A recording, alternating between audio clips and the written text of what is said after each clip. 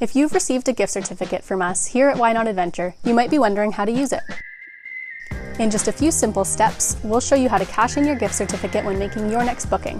Whenever we issue a gift certificate, it's sent to you through the email that you've provided. If you're hoping to use your gift certificate toward an online reservation, start by pulling up the email that has your gift certificate details in it. There should be a string of numbers and letters under the barcode. This will be the code that you enter on your booking when checking out.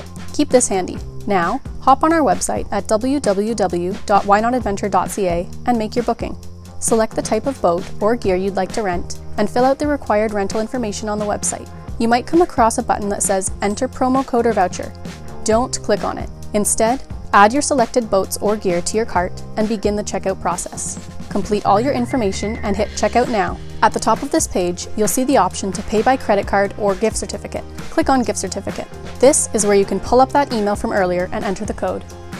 If the amount on your gift certificate is less than the total cost of the booking, you can pay the outstanding balance using a credit card.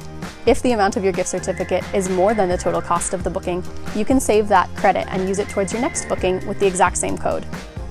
We hope this little video was helpful. Now you're all settled up and ready for a paddle.